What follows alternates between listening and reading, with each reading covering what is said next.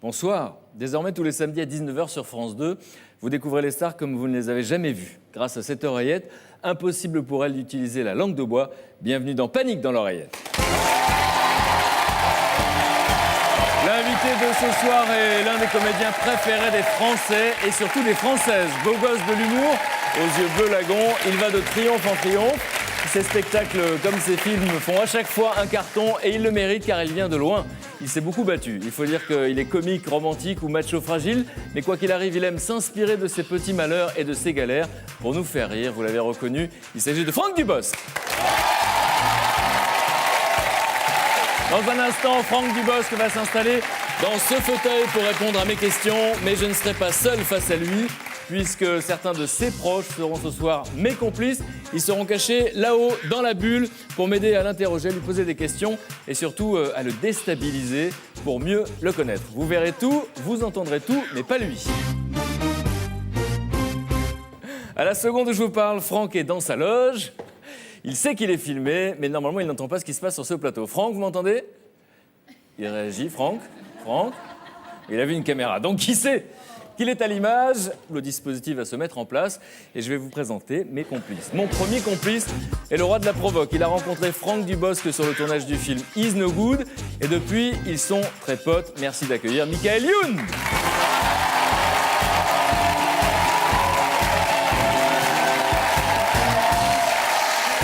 Voilà, Michael et Franck font souvent la fête ensemble. Michael a quelques souvenirs mémorables à son sujet. Ça va? Pas mal de souvenirs mémorables et des gros dossiers. Oui, des gros dossiers. On va bien déballer, j'ai l'impression. On va bien déballer ce soir. Bon, ok. Alors, mon deuxième complice est un ami de 20 ans de Franck. Ils ont beaucoup travaillé ensemble avant la gloire. Ils ont écrit notamment tous les deux le premier spectacle de Franck. Merci d'accueillir Arnaud Lemort.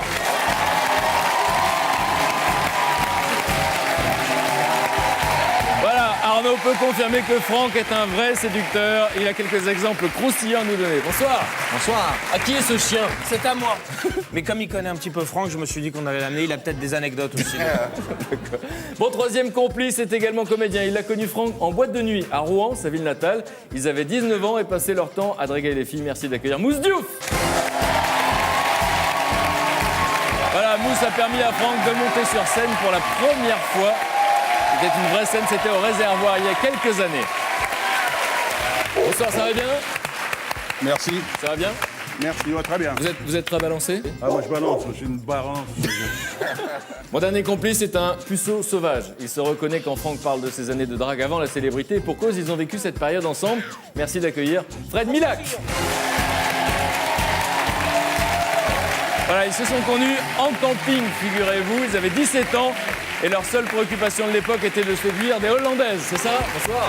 Ça vous dérange pas que je vous présente en puceau sauvage? Absolument Parce qu'il en pas. a parlé sur scène et vous dites que cette histoire est vraie. Et ça va saigner. Et ça va saigner ce soir. Donc, vous connaissez le principe. Hein. L'idée, c'est que vous pouvez dire tout ce que vous voulez dans l'oreillette. Tout ce qu'on veut. Eh ben, Voilà. ça va être un beau bordel. Je vous laisse rejoindre la bulle. Merci beaucoup. Voilà, je laisse mes complices rejoindre cette bulle insonorisée. Ils pourront nous souffler toutes leurs questions. Et je rappelle à ceux qui nous rejoignent, d'autres complices viendront nous rejoindre par une porte secrète tout au long de l'émission. Voilà.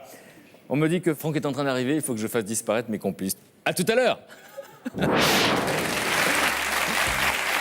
Dans un instant, Franck va franchir une porte et il va désormais nous entendre. Il faut que je fasse attention à ce que je dis. S'ils m'ont ramené des ex ou des trucs comme ça, moi, elles sont toutes hollandaises ou belges et parlent pas français. Alors, Voilà. Donc, Franck Dubosc, parcours assez étonnant. Il a eu des hauts et des bas. Je crois qu'il n'a pas de tabou, il est prêt à en parler. On a préparé plein de surprises. On va s'inspirer de son existence. En tout cas, lui qui aime bien contrôler la situation, ce soir, il ne peut pas la contrôler. Mesdames, messieurs, je vous demande de faire un triomphe à Franck Dubosc.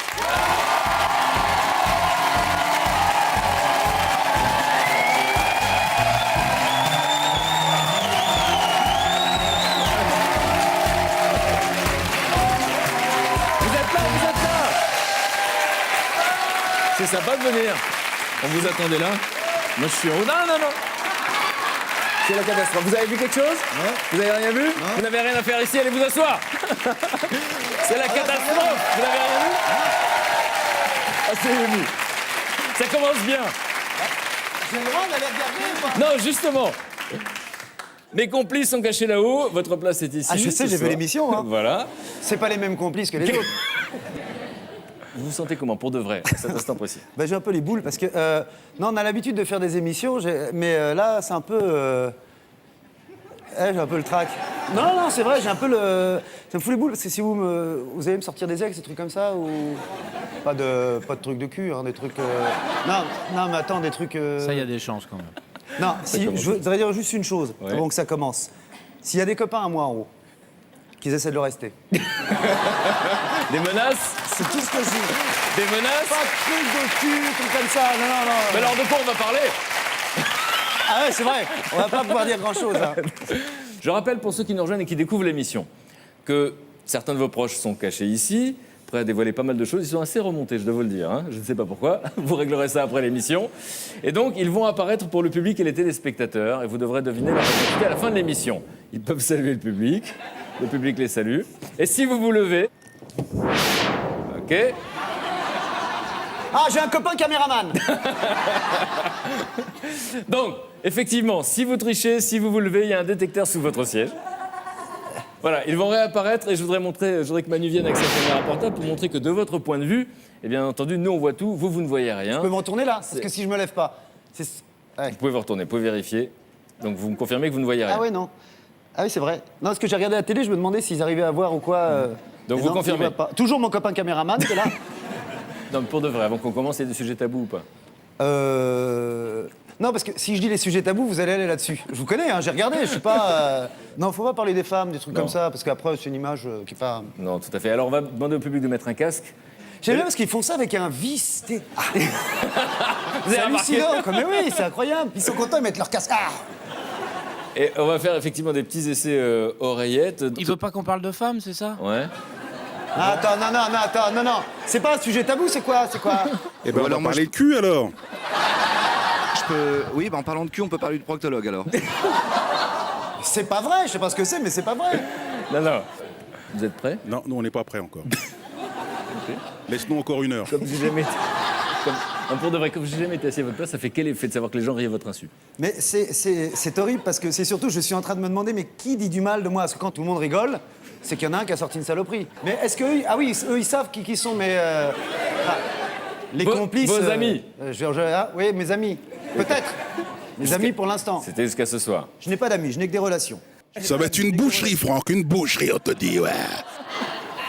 Bon, en tout cas, eux sont déchaînés. Je voudrais qu'avant d'oublier, c'est très important, on va expliquer pourquoi vous avez le sourire et pourquoi vous êtes heureux. C'est que le public peut vous voir à partir du 18 novembre jusqu'au 4 janvier.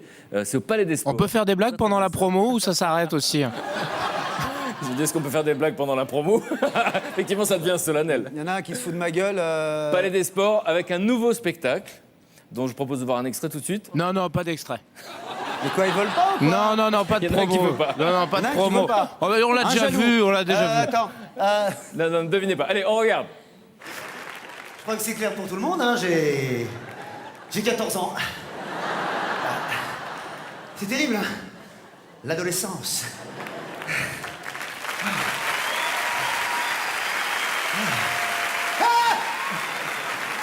C'est terrible l'adolescence, hein, cette période où ton corps s'éveille, la fougue qui monte en toi, qui veut jaillir. T'es là, t'es comme un fou, t'es viril, t'as 14 ans, tu te sens beau, t'as besoin du contact charnel, l'envie de l'autre, le besoin. Et là, tout à coup, tac, tac, tac. Bonjour, c'est la puberté. Ah, c'est toi la puberté, entre? Non, je vais pas rentrer, je vais juste rester sur ton front. Sur ton nez, sur tes joues, puis peut-être sur ton dos, si je me sens bien. Ah, c'est terrible les boutons. Moi, on m'appelait le tableau de bord. Oh, c'est vrai, j'avais toutes les commandes en double. C'est terrible, c'est terrible. Ah oui, mais dès que t'en as un qui part à plat, il y en a un autre qui arrive. Quand il y a de la place. Putain, t'as envie de le forcer. Pardon, excusez-moi. T'es là, ouais, j'entends encore mon père. Franck, tu t'es percé les boutons. Comment tu le sais? C'est écrit sur la glace. C'est terrible. Moi, Ma mère, elle me disait, Kikito, c'est comme ça que je m'appelais tout jeune, chaque fois que tu perces un bouton, c'est un bateau qui coule. Ah, je vous raconte pas quand j'ai vu Titanic. Voilà. Putain, là, je me suis dit, il y a un furoncle qui vient d'exploser quelque part. Voilà, il était une fois Franck Dubos, c'est le nouveau spectacle de Franck du 18 novembre. Au 4 janvier au Palais des Sports, en tournée dans toute la France, en Suisse, en Belgique. Vous avez quelque chose à rajouter? Mais c'est vrai que j'avais des boutons. Je le dis pour les ados qu'en ont, ça a été une gêne, une honte. J'ai tout essayé. Et puis Même les hommes. Le matin, Vous avez dit j'ai tout essayé, alors forcément, il se lâche. ce serait pas quelqu'un qui a dit ça n'a pas marché. Et ça n'a pas marché. Bon, vous savez ce qu'on va faire? Parce que ça, c'est votre version de votre vie. Nous, on veut connaître la vraie. C'est parti. Qu'est-ce qui se passe là? Alors, Franck Dubosc, est-ce que ça vous rappelle quelque chose, ça? Oui, je sais pas si c'est oui ou non, mais C'est sûr que vous vous trompez moi de piste. je parlais à mon copain Joseph de ma fenêtre parce qu'on n'avait pas le téléphone à l'époque et on se parlait comme ça avec la lampe de son immeuble à mon immeuble. D'accord. Et c'était autre chose que je veux vous faire raconter, que vous n'avez jamais raconté. J'aime bien la tête. Quand vous étiez Parce que petit... quand j'entends que j'ai jamais raconté, je me dis si je l'ai pas raconté, c'est que je voulais pas. Alors, quand vous étiez petit, vous étiez sous votre drap, avec la lampe torche. Qu'est-ce que vous faisiez? Oh non, ça c'est dégueulasse. Ouais. Fred. On a tous fait. On avait dit pas ça. Ouais. C'est normal, tout le monde le fait. non, Toi non, aussi, non, Fred. Dis à un moment, laisse-le, quoi. Il fait le palais des sports, respecte. On me dit, fais le Palais des Sports, respecte. Alors, qu'est-ce que vous faisiez avec votre lampe torche quand vous étiez petit? Il a cherché. Et il ne l'a toujours pas trouvé. Je peux pas raconter. Il dit qu'il l'a cherché, mais il l'a toujours pas trouvé. Avec une lampe torche. Il paraît que vous faisiez vos devoirs jusqu'à point d'heure. Ah, Pour de vrai. oui, oui. Pour de vrai. Oui, je faisais beaucoup de devoirs. Oui, oui, avec la. Je me Mais il n'y a rappelle pas plus beaucoup que c'était d'enfants. Il y a avec plein d'enfants qui, eux, lisent le soir des BD, ça. Vous faisiez vos devoirs. Moi, je faisais mes et devoirs. on vous engueulait pour arrêter. la- Ouais. C'est vrai? Ouais, c'est. Oui, mais moi, je travaillais longtemps, puis après, très tard, quand j'avais fini, je faisais mon cartable pendant une heure à 2 heures. C'est ce genre de cartable-là, par exemple. C'est carte des années 70, c'était le même? Ouais, j'avais un cartable comme Ouais. ça, sauf qu'il y avait pas les deux étaient pas. Il y en avait un qui était arraché, qui tenait avec un fil. Ouais. C'est vrai, et je faisais mon cartable pendant des heures parce que j'avais des tocs. C'est-à-dire, je regardais, alors je disais, bon, bah, géographie, donc livre de géographie, je le sortais, je l'ouvrais, je le C'est remettais. vraiment un mytho, hein, quand même. Je le ressortais, je le remettais, je le remettais. Après. Les gens non. se demandent si vous êtes mytho, c'est vrai, ça. Non, c'est vrai, non, bien sûr. En fait, j'avais pas forcément des très bonnes notes, mais j'étais un bon élève. Ouais. C'est-à-dire que j'aurais pas supporté de pas faire ce que le professeur m'avait dit. Ouais. Donc j'apprenais tout par cœur. Super sérieux. Mes leçons d'allemand, je les apprenais par cœur. Je comprenais rien. Comment vous dites je t'aime en allemand? Ich liebe dich. Demandez-lui comment on dit je t'aime en hollandais. I love you, te quiero, heb ik. Hollandais? Libanais. En hollandais, ik hou van jou. Je n'ai pas vérifié, Non, j'en sais ik rien. hou van jou. On sent qu'il n'a pas fait l'Afrique, celui-là. Je ne répète pas. Bon, alors donc on essaie de savoir quel genre d'enfant vous étiez, hein, pour savoir ce que vous êtes devenu aujourd'hui. En fait, j'étais un petit garçon. Alors dans mon spectacle, je dis que j'étais très moche. Ouais. Mais très petit, n'a pas j'étais très changé, moche. hein. À la naissance. À la naissance. J'étais, je le dis, ma mère quand elle m'a vu, elle a dit regarde, il est rigolo, il fait une grimace. Et, en fait, c'était ma tête. T'étais dans le mauvais sens, en fait. Vous étiez dans le mauvais sens. Il a qu'un œil, elle a dit. Non, c'est à peine je suis sorti, je faisais les oreilles décollées, pas de front, pas de lèvres, pas de cheveux, une tête de morille, tout fripé, vous voyez. Morille avec des petits bras, 2,7 kg, 43 cm, et mon père a hésité entre me mettre dans ses bras ou m'accrocher au rétroviseur de la R12. On a une surprise pour vous. Parce que vous nous parlez de cette période, vous savez qu'on aime faire des surprises ici, parcourir votre parcours, votre enfance, et c'est vrai que... Et ça fait peur hein, d'être là, je vous le dis tout de suite, hein, quand vous C'est y vrai serez. Ouais. Expliquez pourquoi. Bah parce que je suis en train de réfléchir, je me dis qui dit des saloperies sur moi, en même temps c'est forcément des gens qui m'aiment bien quand même un petit peu. Oh, sinon- pas tant que ça, sinon on serait pas tout. Ils répondent pas tant que ça. Alors c'est une surprise. J'aimerais qu'on applaudisse. Et ne regardez pas, je vous enlèverai le bandeau. Ça va vous faire plaisir. D'accord. Et c'est- Zoro gay. J'aimerais qu'on applaudisse le meilleur ami d'enfance de Franck Dubosc. Mesdames, Messieurs, applaudissements.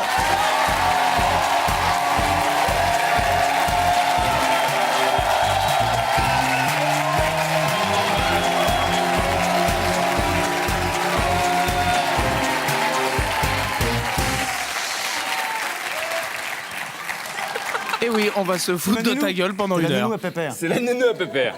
Expliquez-nous, parce qu'il paraît que c'est votre meilleur ami d'enfance, et c'est le vrai. Ah ouais, oh putain, mais oui, c'est vrai en plus. Expliquez-nous ce que c'est. Ça fait un peu boucher, mais... Ah, dis donc. Et j'en avais deux. Ah, c'est émouvant. Non, il a été lavé. Et repassez. Attends, alors juste, même pas pour vous montrer, juste pour moi, pour voir le plaisir. Ah non. Jusqu'à quel âge? Jusqu'à quel âge?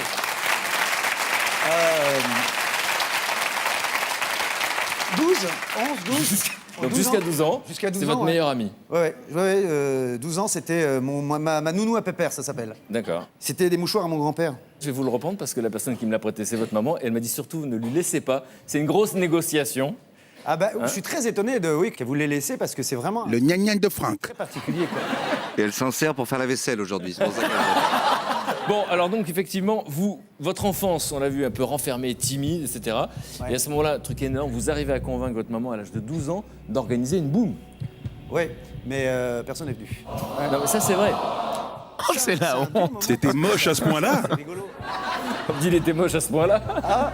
Non, Non mais c'est vrai. non. Je vous le raconte en rigolant aujourd'hui, mais ça va Mais être parce énorme. que j'avais mis des spots dans le salon, j'avais poussé la table et des spots, des trucs, j'avais acheté un peu de jus d'orange, des trucs comme ça et j'attendais. Il n'y en a pas un qui est venu. C'est sympa en même temps, hein, pas de concurrent, rien. Mais c'est des moments, je vous avoue, c'est vrai qu'on rigole là, mais j'ai vécu des moments d'enfant. J'ai eu une belle enfance, hein, mais de plein de moments comme ça, seul. Pas seul parce que j'étais entouré, mais seul dans ma tête, vraiment dans ma tête. C'est l'époque où j'ai cassé l'arrêt de bus de l'avenue Georges Braque. Et là, je me suis senti rebelle. C'est-à-dire?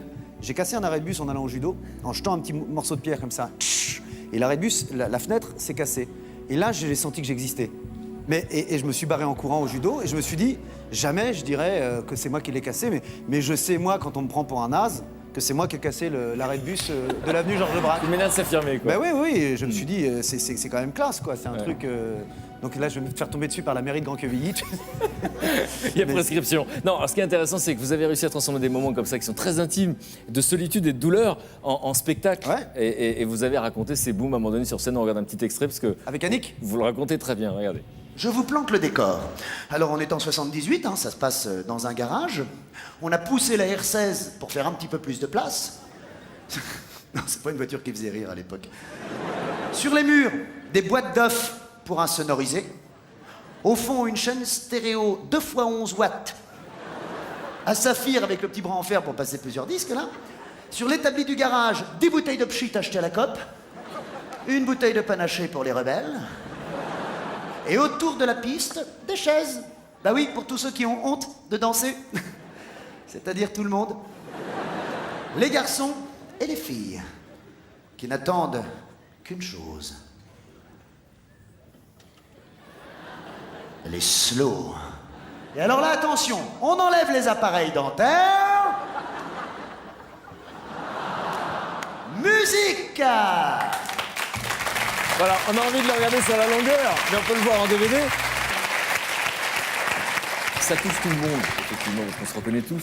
Mais vous aviez des particularités, c'est que dans votre salle de bain, à l'époque, vous rêviez déjà d'être une vedette, quoi. Vous faisiez des fausses interviews avec Michel Drucker. Ouais. Dans votre salle de bain. Avec un... c'est tout. Et je prenais un Rexor, truc de lac de ma mère, comme ça, et je m'interviewais alors Franck Dubosc, un nouveau film, machin, ou une nouvelle chanson selon mes périodes chanteurs. Et donc, bah oui, Michel. Et C'était je en répondais- cachette, ça, ou tout le monde le savait? Ah non. Non, je me cachais. Ah non, vous imaginez la honte. De le dire maintenant, ça va, quand on a 12 ans...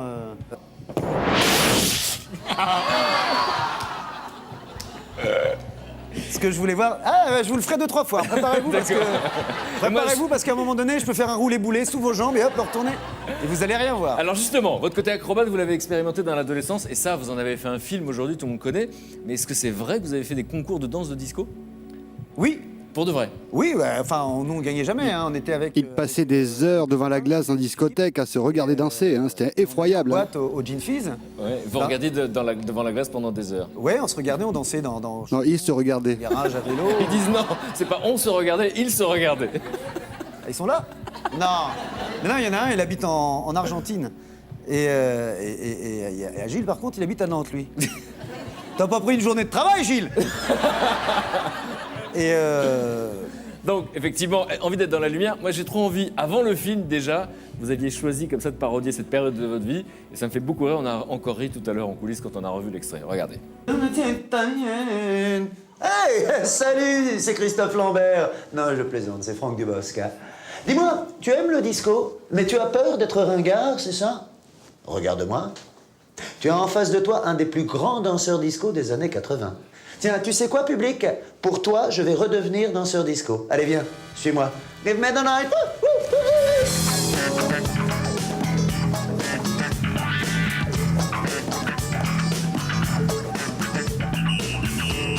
Avant toute chose, le danseur disco... Quoi? J'ai encore de la mousse? Où? Mais dites-moi, merde.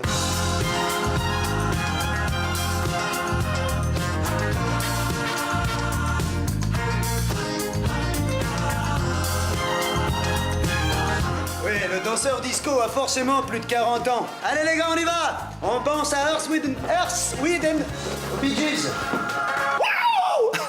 Oui, le danseur disco a toujours rêvé d'être noir, comme les Bee Gees.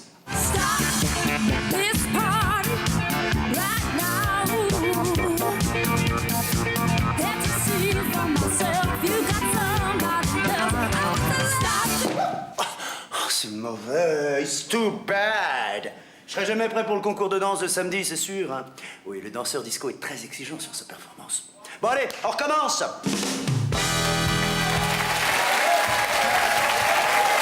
On peut pas l'inventer, ça, hein. C'est juste exagéré. Je rappelle que le DVD disco est en vente actuellement, qu'on peut le voir. Donc effectivement, c'est ce côté qui brille, qui va être dans la lumière, avec toujours un peu de décalage. Les gens sont regards sans s'en rendre compte, quoi. C'est un peu ça qui vous inspire. Moi, je l'ai tellement été qu'effectivement, je le suis aussi parfois encore, que j'aime bien oui, des personnages comme ça, un peu tocards, quoi. Alors donc, est-ce qu'à cette époque, on peut dire, quand vous étiez enfant, que vous rêviez d'avoir votre nom en lettres rouges sur la façade de l'Olympia? On peut le dire? Ou c'est une formule après coup, ça? Ouais, mais je crois que c'est mon père aussi qui voulait ça.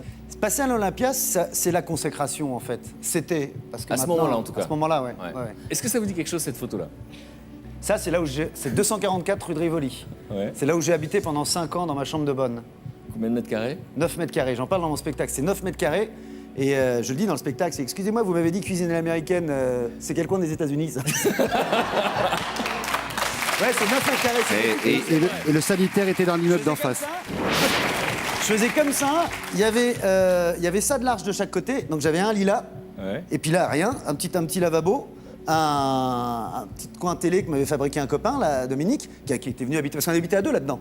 Dans 9 mètres carrés. Ouais, on a 9 mètres carrés, un coup, avec Dominique, un coup, il y en a un qui dormait par terre, après sur le lit, puis on a versé comme ça. D'accord. Il y avait les toilettes sur le palier et tout. Bah, t'as baisé des gonzesses quand même là-bas, tu peux le dire aussi. Il n'y a pas eu que des copains. Il n'y a pas eu que des copains qui sont venus dans cette petite chambre. Non. Il y a...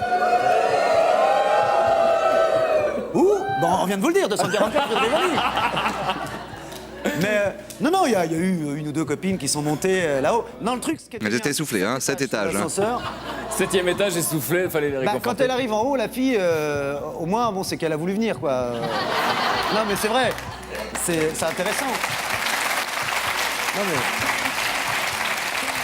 C'était... Les toilettes étaient à 12 mètres de la chambre Ah. à peu près. D'accord. Au fond du couloir. Il y a plusieurs... Toilette à 12 mètres. Les toilettes étaient au bout du couloir. Cela dit, je vais vous raconter une anecdote. Une fois, je vais aux toilettes. J'avais fait À nous les garçons, donc mon premier film, donc j'avais 3 ou 4 fans.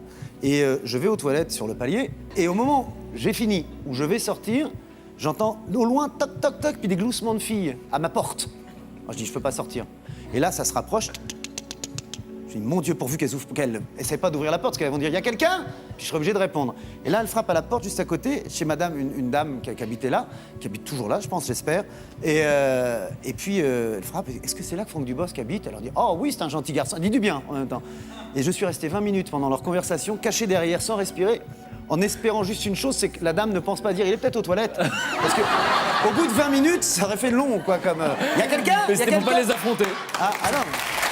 Elle a dit du bien de moi, cette dame. Bon, en tout cas, à ce moment-là, Dans quel état d'esprit vous êtes? Parce qu'on essaie de comprendre entre ce moment-là et aujourd'hui ce qui s'est passé. Vous êtes dans quel état d'esprit? Mais je suis bien, C'est le moi, trip de là. l'artiste à l'époque. Non, mais je suis bien, je sors. Il squatte les cocktails pour bouffer, en fait, tous les soirs, à l'époque. Vous squattez les cocktails à l'époque parce qu'il faut bien manger. Je squatte pour m'apprendre à devenir une vedette, on sait jamais. Bonsoir, bonsoir. Oh non, pas de photos, s'il vous plaît. Bon, ok, allez, une, pour faire plaisir. Où est-ce qu'il faut appuyer? Et quand vous passez les castings à l'époque, vous vous habillez super bien, quoi. Vous faites super beau. Ouais, j'étais pas de l'école de s'habiller beau, mais de me raser. Même quand je viens à la télé, j'essaie de me raser. J'essaie d'éviter cette espèce de fausse petite barbe d'adolescent pubère que vous arborez, monsieur Lopez. C'est même raser les poils du dos. Parce que vous rasez même les poils du dos, vous, du coup. Au laser, là, il se les fait épiler, oui. Donc, quand vous parlez de... Bah, on peut même dire que c'est rasé le pubis. Il se tond le torse une fois par semaine. Et dès Avec son la plus jeune tondeuse âge. avec laquelle il se coupe les cheveux et le reste. J'adore vous voir dans cet J'aime bien état. parce que d'habitude, je regarde l'émission sur les autres, ça fait ah, ah, ah, puis moi c'est oh, oh, oh. C'est horrible. Ils se sont lâchés sur votre pilosité. Je vais juste dire bonjour à un nouveau complice qui vient de nous rejoindre. Bonjour. Bonjour. Vous allez bien? Vous êtes bien installé? Oui, oui, impeccable. Bon, D'accord. on va vous dire, voilà, je fais du laser pour les poils. Et Vous j'ai- révélez avant qu'on dévoile tout, c'est ça? Voilà. Sont vaches, c'est vache quand même de dire ça. Non, les poils, on parle pas des poils. On parle pas des poils. Il a appris l'anglais grâce à ça, avec le mot crabs. On me dit! Attention! On me dit que vous avez dû apprendre à parler anglais avec le mot crabs. Est-ce qu'on peut traduire aux téléspectateurs ce que ça veut dire en français, crabs? C'est des morpions, crabs. Non. Qu'est-ce que c'est que cette histoire? J'ai pas appris à parler anglais. J'ai appris qu'on disait morpion, crabs. Pas les enfants, hein. Dites pas je suis là avec mes crabs. Hein. Ça te dérange pas, je viens dîner avec mes crabs? Pas de ça, hein. C'est des morpions. Non, parce que j'avais attrapé des morpions. Oui, je suis un être humain. Et non, c'était, je pense dans les toilettes d'un aéroport. On dit que ça meurt vite, mais j'ai dû juste passer derrière le possesseur. En fait, je faisais une émission en Angleterre où j'étais reporter. Et puis je voyageais un peu partout dans le monde. Et puis on était allé en Ukraine. Ça commence très classe. Hein. Et donc je me suis retrouvé à un moment donné, ça me grattait comme ça dans la voiture. Je dis quand même, c'est étonnant. Et je regarde et je vois ces espèces de... Ça fait comme des petites bêtes, des petits... Oh, faites pas, je suis sûr qu'il y en a qui se disent... Ouais, c'est vrai. Comme des petites cendres. Et je dis non, c'est pas vrai, ça serait pas ça qu'on appelle les morpions. Alors là, pour le coup, je suis en Russie à ce moment-là. Donc je sais pas comment on le dit en russe, sauf que je me dis, le seul moyen de me soigner, il n'y a pas de pharmacie. Je vais aller dans un supermarché et je vais prendre un insecticide. Parce qu'il y a un petit insecte de dessiné dessus. Ben oui, c'est écrit en russe, mais au moins je sais voir un dessin, on dessine pareil en russe qu'en français. Et là, je vais dans le supermarché et là, je prends un truc, insecticide. Et là, tape. Ouais. Oh. Et là, c'était horrible. Ça a été la catastrophe, mais ça en a éliminé pas mal. Hein. C'était Hiroshima, là. Hein. D'accord. Ouais. Il y a un truc qui me fascine quand j'ai appris ça, c'est que vous avez été assistant d'un magicien. Ah oui, j'étais assistant de Hugues Prota, un magicien, ouais, un très, très bon magicien. C'est gentil. Un garçon très fort. Ouais. Vous faisiez quoi exactement? Je me faisais couper en trois. Oui, mais alors, il était totalement myope. Et il voyait rien. Les boîtes comme ça, j'étais coupé en trois, voilà. Vous étiez très myope à l'époque. Ouais. Pour se faire Je suis couper en toujours trois, très c'est myope, mieux. j'ai pas de lunettes quand je joue. Je vais couper en trois, vaut mieux voir. Non, mais je ne mets pas de lunettes quand je joue. Et quand tu pour baises. pas trop voir. J'ai vraiment une belle bande de salauds, moi, là-haut. C'est quand même terrible. Il faut dire que je l'ai sorti un peu de la délinquance parce qu'il avait fait un c'est très braquage d'une cabine téléphonique. Oh. Vous nous avez parlé tout à l'heure, effectivement, de cet abribus que vous avez détruit. Ouais. Mais juste avant d'être Arrête de te magicien- manger ce doigt, Franck. Juste- Tu sais très bien où il était avant. C'est ça. Restez. Il y a quelqu'un qui vous veut du bien, qui disait arrête de manger ce doigt, Franck, c'est très bien où il était avant. Donc, effectivement, vous nous avez parlé de cet abribus que vous avez détruit pour exister, mais avant d'être magicien, vous avez braqué une cabine téléphonique. Ouais. Oh mon Dieu, la honte.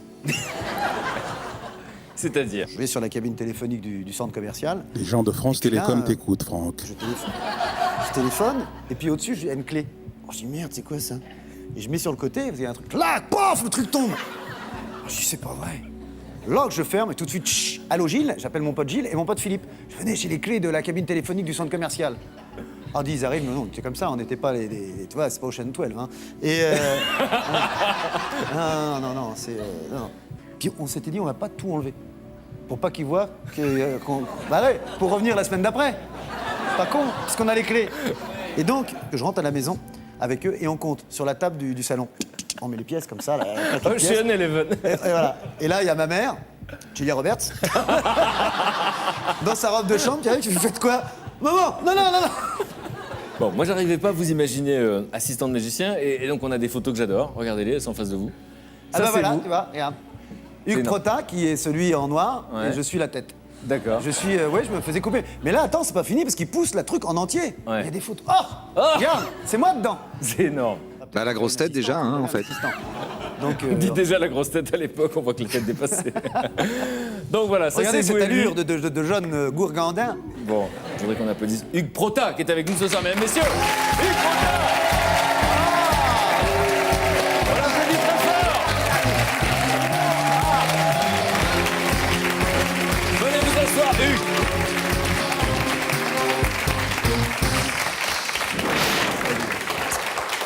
Je voudrais juste savoir, avant que vous fassiez disparaître Franck, j'aimerais savoir, il accepte de se faire couper la tête sans rien dire, etc. à l'époque. Ah oui, il a participé à différents... Frédéric, c'est de la magie, on lui coupe pas vraiment la tête. Hein. En morceaux, On me rappelle que c'est pour de faux. on le faisait disparaître. Il a fait en effet les lames de rasoir. Il a avalé des lames de rasoir, du fil, il ressortait le tout. Oui, c'est vrai, il a fait tout ça. C'est pour ça que j'ai des poils dans le dos, c'est parce que je savais pas qu'il fallait faire comme ça, que je les avalais, moi, comme un con. En revanche, j'ai pas un poil à l'intérieur. Pas un poil. Alors, hein. Il se demandait tout à l'heure pourquoi je parlais de la myopie. C'était un problème sur scène? Il y a une anecdote sur la myopie. Il y a quand même une anecdote. C'est qu'on est dans des soirées, il y avait 2-3 copains, et puis ils nous disaient oh, la fille là, comment elle est celle-là? Alors il y en a qui disaient oh top, allez vas-y top. Ah bah il s'est ramené des boudins, il le sait même pas, hein. C'est vrai qu'on me faisait le coup souvent parce que j'étais obligé de demander. C'est les copains qui me disaient si les filles étaient belles ou pas. D'accord. J'arrivais pas à voir, moi. Donc il pouvait Non, vous c'est vrai. manipuler. Même si vous n'avez pas répété, est-ce que vous pourriez faire un tour de magie avec Franck Dubos? Mesdames, messieurs, vous le voulez ou pas? Il n'est pas au courant, vous n'avez pas répété. Ah non, ça on n'a pas répété. On va essayer. Je promets rien à 100%, D'accord. mais on va quand même essayer. Alors Je suis allez-y. vraiment pas au courant. Donc Bah, Tu s'il peux le vous dire plaît. parce que des fois on se dit oui, mais ils ont applaudit répété Franck avant. Dubos, Non, allez-y, on va on a essayer. pas répété. D'abord, je vais... Est-ce que le fluide passe toujours? Voilà, c'est ça. Ah. Il faut voir si le Ah, il y a des fluide bons passe. souvenirs. Il faut savoir si l'énergie passe. Pour ça, je te demande de te relaxer.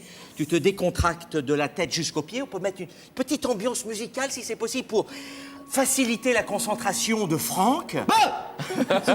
Faut que je lâche un peu avant. Voilà. Attends, on va essayer de trouver un endroit de relaxation. Assieds-toi là. Voilà, mets-toi juste ici. Tu te mets bien au centre. Voilà, comme ceci, parfait. Tu essaies de te relaxer. Respire avant, 2-3 fois. Tu sais, en position un petit peu de lotus. Tu te concentres sur la musique et sur ma voix, exactement dans cette position. Tu ne bouges pas, tu places bien les jambes dans cette position, les bras dans cette position.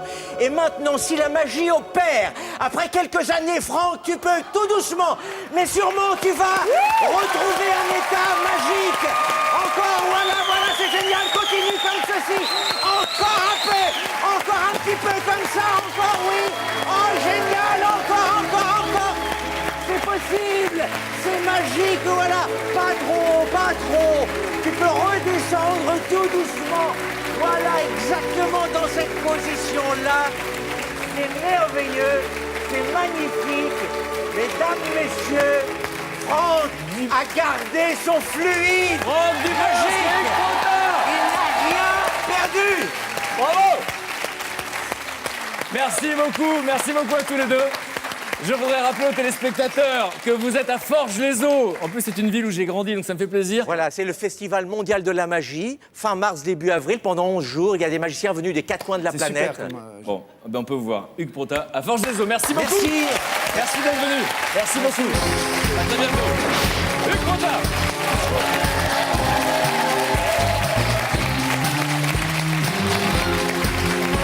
J'étais pas répété, hein. J'avais peur que ça marche pas, ça a marché. Oui, j'ai encore le fluide. vous voyez. Alors on continue, on essaie de parler de la première fois que vous montez sur scène, parce que ce petit garçon qui rêve d'être à l'Olympia, à un moment donné, il faut qu'il fasse Petit quelque garçon chose. qui a eu des morpions qui rêve de rentrer à l'Olympia. On se restitue. Ah, ouais. Et Je peux m'installer, on est oui, comme vous chez nous êtes là. bien. Là on commence là, on a un peu Dès là, livré on des se lève, choses, on hein, se on peut y connaît. aller. Hein, oui, oui. Oui, on peut y aller. Hein. Et donc la période du trésor, vous montez sur scène. Ah, je suis à la maison. Allez. Allez. Oh, écoute, on est bien, on est chez nous. Comme ça, tu pourras pas dire je pue des pieds s'il y en a un qui sort ça. J'enlève pas, hein, parce que j'ai une jambe en bois. Enfin là, ils vont sûrement le dire aussi. Ils vont Alors, tout dire. Non, vous êtes sur scène pour la première fois au trésor au début. Ouais. Et ça, c'est un vrai plaisir, j'imagine. Enfin, ça démarre dans un local poubelle. Hein. j'avais peur. Hein. Ça démarre dans un local poubelle. Exactement, c'était la loge, c'était le local poubelle, on disait le local poubelle le plus connu de France. C'était la première fois que j'ai entendu quelqu'un en descendant qui m'a dit « Ah, j'ai bien aimé ce que t'as fait ». Et là, je me suis dit, bah, c'est ça, je veux pas faire vedette. Je veux juste qu'on me dise « J'ai bien aimé ce que t'as fait ». Parce que avant j'avais fait des... Ça s'appelle- Ouais, Il attend toujours d'une fille qui a lu ça. Hein. ah, je t'ai vu hier. C'est mieux quand c'est une fille qui le dit. Là, c'était une fille, en l'occurrence, la première. Et Alors non, là, parce que là, j'ai tombé dans les... C'était... Non, c'était une fille, ouais. Est-ce que ça vous dit quelque chose, ça? Je vois rien. Ouais. Ah, vous êtes myope donc. J'aime bien voir les gens qui réalisent leurs rêves. Ça, c'est l'Olympia. Qui a fait la photo? Ça doit être ma mère, ça, non? Ou c'est Arnaud le mort ou... Ah bah... C'est qui? C'est moi? Mais oui, c'est... Oui, c'est moi parce que... En fait, je suis allé me prendre en photo en face, mais j'avais honte parce que si les gens me reconnaissent, c'est un petit peu emmerdant de se prendre en photo d'être en face de l'Olympia en train de prendre son nom. Oui, je suis allé me cacher en face, ouais. C'est moi celle-là, parce que les autres sont toutes de travers avec moi dessus, et la seule où il n'y a pas moi, c'est moi qui l'ai prise. Pourquoi c'est un symbole, l'Olympia? Parce que...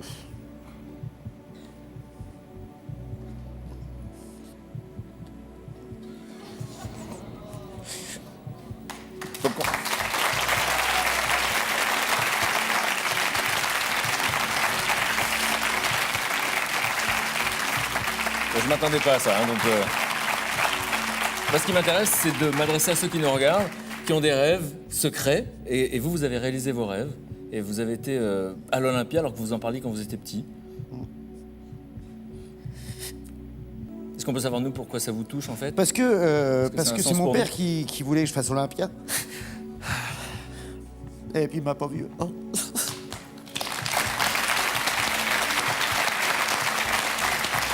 Alors, Non, mais on va s'éclater, hein. Inquiétez pas, on va s'éclater. Hein, qu'est-ce qu'on voilà. va faire? Non, mais c'est on va regarder. c'est toujours difficile parce que j'aime pas parce que c'est des voilà. Non, c'est parce que merci papa, merci maman.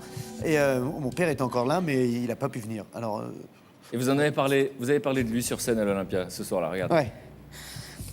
Mais enfin, papa, maman, il faudrait que vous arriviez à comprendre que nous, les jeunes, les ados, on a besoin d'idoles. Et comme le disent les gens du village, les village people, sex is good in the Navy. Et là, mon père m'a dit, Franck, viens là, s'il te plaît. Faut que je te dise quelque chose que normalement, on ne dit pas à un garçon de 13 ans et demi, mais enfin, les village people... Ne vous moquez pas de mon père, s'il vous plaît. Le village people... Allez, vous foutez-vous de sa gueule, il n'est pas là ce soir, allons-y. Les village people sont... espagnols. Non, les village people sont homosexuels.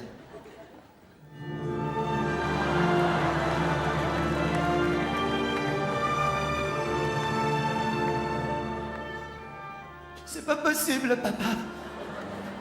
Pas l'Indien. Et le chef de chantier avec son petit marteau sur le côté. Et Hervé Villard.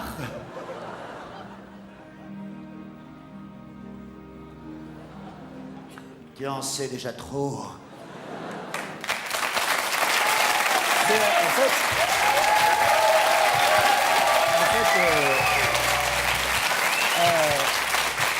Je jouais ça sur scène Et je jouais tous les soirs ce texte. Et puis, à ce moment-là, quand j'ai fait l'Olympia, bien sûr, je l'ai joué, parce que mon papa était encore là.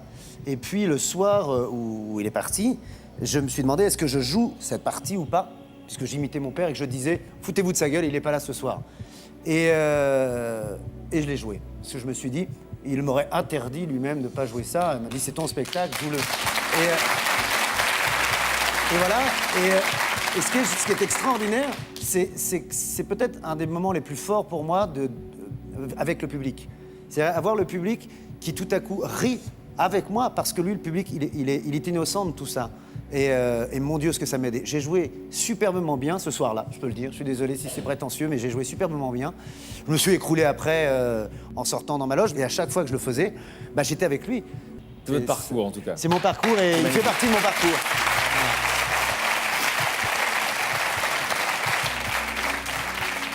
On change totalement de thème.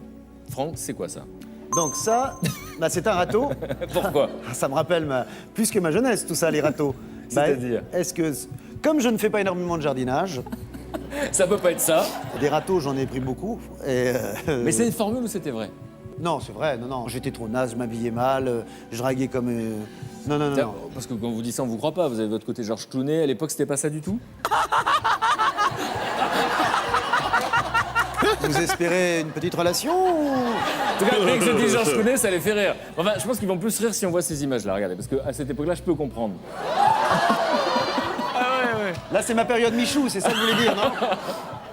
Donc, ça donne pas confiance en soi, une apparence comme ça. Non, ça donne pas confiance. Pas vraiment, non. Comme le confirme là-haut. Comment est-ce que j'ai pu avoir des lunettes comme ça? On dirait que je travaille dans le show business, mais que je fais des films porno, tu es réalisateur de films porno. Mais il avait lu quelque Donc, part qu'on forcément, disait homme à lunettes, homme à... Il y avait cette formule homme à lunettes, homme à, ça vous aidait pas à vous en sortir? À ma lunette, homme qui voit pas bien. Voilà. Donc vous avez fait du camping pour de vrai Ouais, pendant 35 ans. ouais. Et cette Même période-là, avec les filles, ça se passait comment? Parce qu'on se dit au camping, a priori, c'est propice. Ça allait, je draguais quand même. Non, en camping, c'était les vacances, c'était le moment où on draguait le plus. Ah bah voilà, ma Photo de mère, mon l'époque. père, la caravane et moi. Oui, non, en camping, c'était les Hollandaises en fait. C'est là que j'ai appris à parler anglais. Ouais. Donc j'ai appris les mots essentiels. Swimming, fucking. Non, j'ai appris les mots. Do you want to kiss with me? Ah bah t'es pas bien, hein. Demande-lui combien de C'est un conquêtes il a amoureux. eu dans son J'étais camping. amoureux en vacances, j'étais Combien de conquêtes à l'époque? amoureux sans s'embrasser, sans le bisou ni rien, parce que j'arrivais pas à ça. Oh, me plains. Ça n'arrêtait pas. J'étais amoureux, j'étais un cœur d'artichaut. Et avec le bisou Avec la langue Avec le bisou et avec la langue, il y en avait beaucoup ou pas? Oh non, pas tant que ça. Non. Avec la langue, mais sur la joue. Avec la biscotte.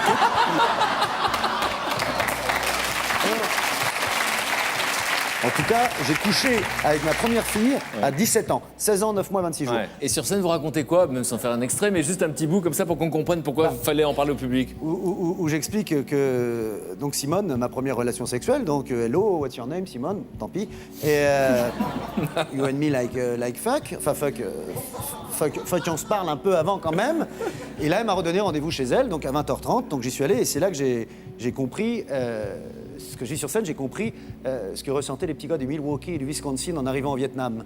Ma caquette et moi, nous sommes tapis dans l'ombre. Préservatif au canon, l'ennemi est dans la salle de bain. Tout à coup, j'ai peur, le doute m'habite. Ma caquette est calme, concentrée, inébranlable. Elle regarde le sol comme un parachutiste avant son premier saut sur Saigon. Fox, bravo, ici, bambou qui plie.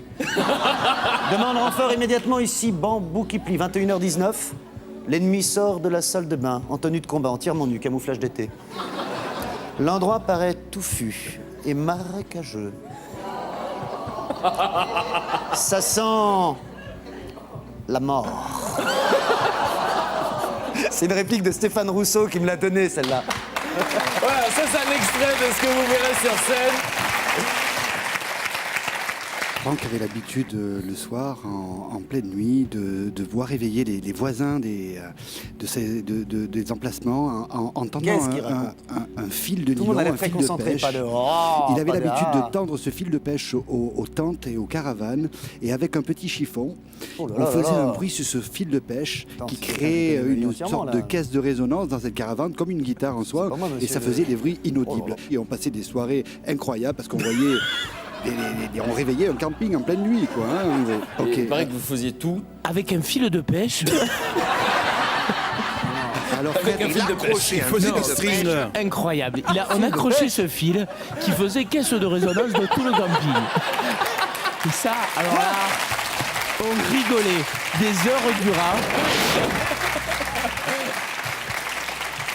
Avec un fil de pêche. Fred demande pourquoi initialement sa tante était à côté de la caravane de ses parents et que petit à petit il était obligé de s'excentrer et de prendre un emplacement de l'autre côté du camping. Là, voilà que ça recommence.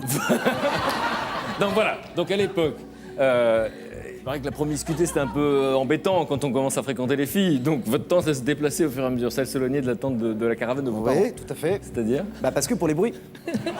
On ne sait jamais. Parce que on ne sait jamais une femme heureuse. Et Dieu sait que j'en ai connu. Qui ne l'était peut-être pas avant de me rencontrer, mais Dieu sait que j'en ai rendu des heureuses. Et parfois la femme. Ouh, dans ma tante, on vient de le dire. On fait pas rentrer l'enfant hollandais qu'il a eu. Qui a maintenant 17 ans quand même. on nous dit, on pourrait faire rentrer quelqu'un qui a 17 ans, qui est né dans ce camping.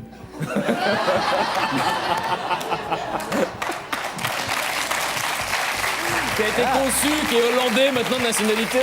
Un grand blond, là. Bonjour, papa. Vous imaginez? Mais je sais pas si j'ai couché avec des Hollandaises. Vous nous dites souvent j'y arrivais pas, mais il paraît que vous avez un surnom, ça va peut-être vous aider ça. L'aspirateur à gonzesse. Non, quoi, ça c'est ça quelqu'un qui a fait le ménage dans mon dos, ça, non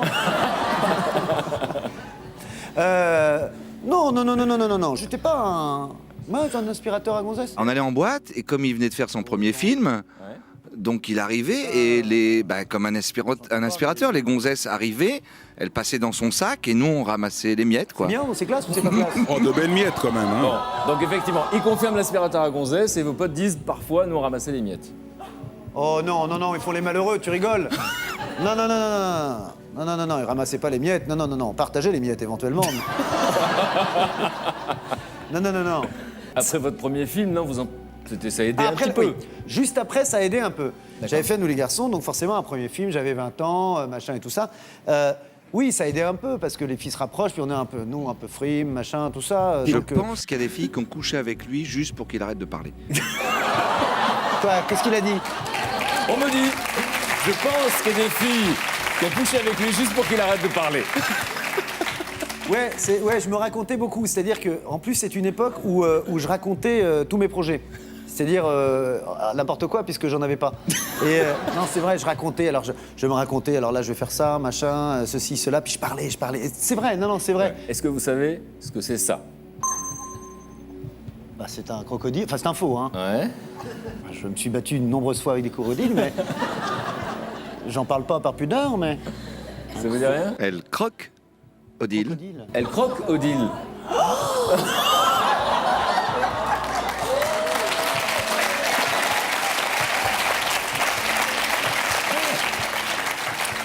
L'étau se resserre là-haut, parce qu'il n'y en a pas beaucoup qui savent ça. L'étau se resserre. On était allé en boîte, et puis j'étais sorti avec une fille, dans tous les sens du terme, sorti, puis on était sorti pour aller dans la voiture, avoir un peu d'intimité. Et elle s'appelait Odile. Et donc on était dans la voiture en train de... Il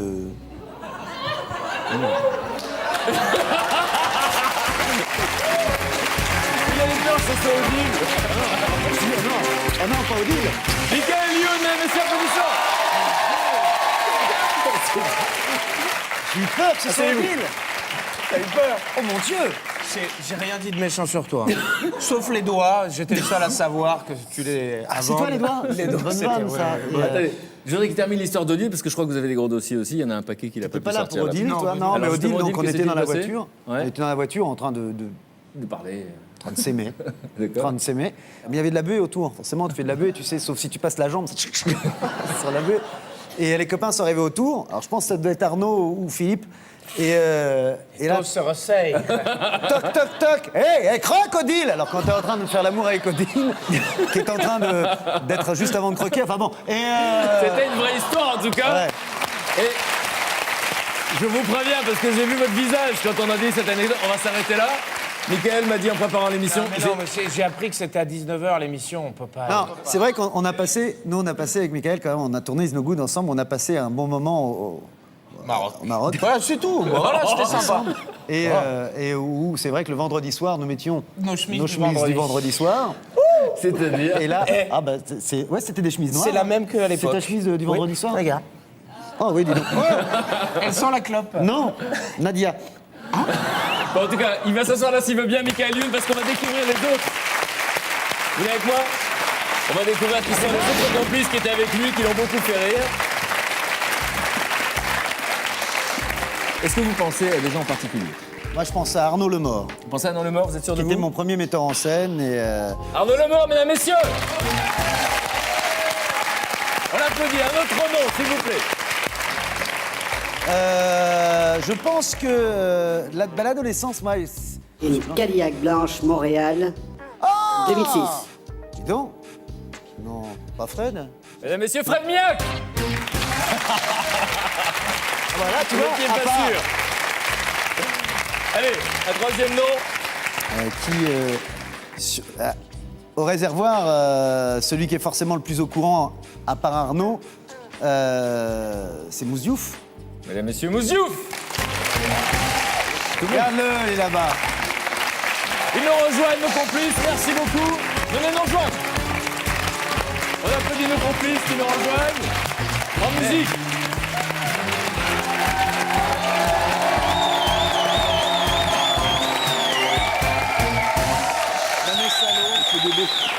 Racontez-nous vu de là-haut, peut-être Arnaud. Moi, je m'excuse pour Crocodile. Ah ouais, non, mais lui, Arnaud, Vous avez bon, senti. un peu loin. Vous aviez Ma mère me croit vierge.